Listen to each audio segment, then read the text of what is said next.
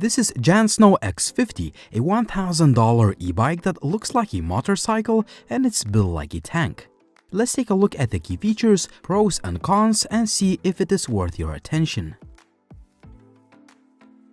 The X50 comes in a pretty standard box and it is packed safely. There was no transportation damage, which is quite a usual case with many other e-bikes I've tested before.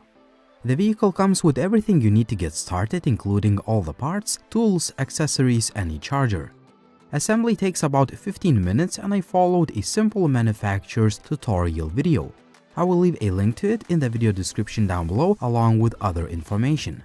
The X50 is a really nice looking bike that draws people's attention when you're riding it. Some actually thought that I was riding a motorcycle but couldn't understand why it was completely silent. The vehicle has a load capacity of 120 kilograms, it mostly uses metal in the construction and I found the build quality to be very good. Opposed to quite a few e-bikes I've tested before, there are no rattling sounds while riding it, which is a very good sign for long-term durability. However, the back plastic fender is a little bit flimsy and I actually ended up removing it while doing some extreme off-road riding because it started bumping into the wheel. The X50 uses fat 20-inch tires that are 4 inches wide and the bike looks like a heavy-duty vehicle. This is a big and heavy bike as it weighs about 37 kilograms and it can't be folded. That means it is best suited for people who live in the house or have a garage to park it. If you live in an apartment without an elevator, it will be too big and heavy to carry upstairs. The bike has a 750-watt rear hub motor and it is powered by a 48-volt battery that uses LG cells and it has the capacity of 12.8 amps. You can remove the battery and charge it at home for convenience. There is also a power switch for safety, an LED indicator for the remaining battery left, and anti-theft lock system. To keep the motorbike vibe going, the manufacturer implemented a super powerful front light that illuminates a large area in front of you. The light also has a motorcycle-grade horn which is ridiculously loud. Here is a quick audio test.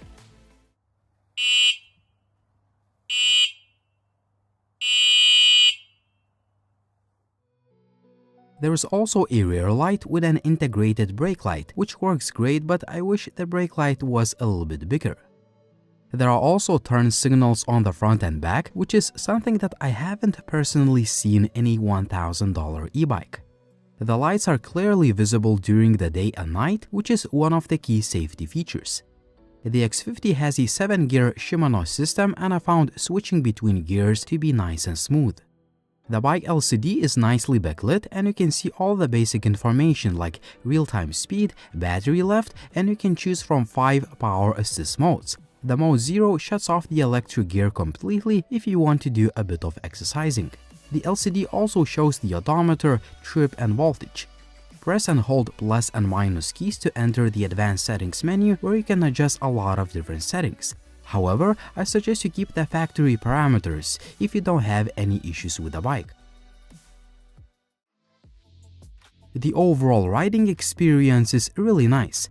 To test that, I rode the bike on uneven terrain, mud, grass, snow, rocks, and asphalt with a lot of potholes, and what I can tell you is that you can definitely feel the power of that 750-watt motor. Coupled with those fat tires, the bike managed to conquer all sorts of terrain. It also feels very stable even if you're riding the bike fast at 45 km per hour, but I recommend you the maximum speed only on asphalt or other even terrain for safety. In addition to this, the dual suspension system is highly effective. It is surprisingly soft and smooth and it absorbs bumps caused by uneven terrain quite well. Coupled with a pretty comfy saddle, I can say that the X50 is a comfortable to ride bike even for longer periods of time. Initially, I was a little bit skeptical about the limited front axis clearance, but in practice it never happened that the front fork would touch the frame of the bike even when making sharp and quick turns.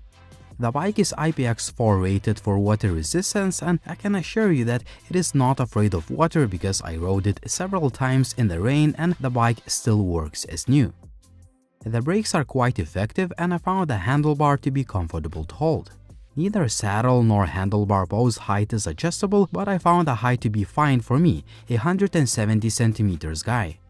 Overall, the combination of speed, suspension system, torque, and sheer power makes the whole riding experience great. As for the battery, the declared range is up to 50 miles or 64 kilometers, but that obviously depends on a lot of factors. In practice, I could get about 40 kilometers on a single charge, but I mostly use the bike in full electric mode. Simply pedal more to increase the battery life. Charging time is about 6 hours, and the charger has a built-in fan to help dissipate the heat. All things considered, the JANSNO X50 is a really nice fat tire e-bike. The only flaw that I can mention is a little bit flimsy rear mudguard.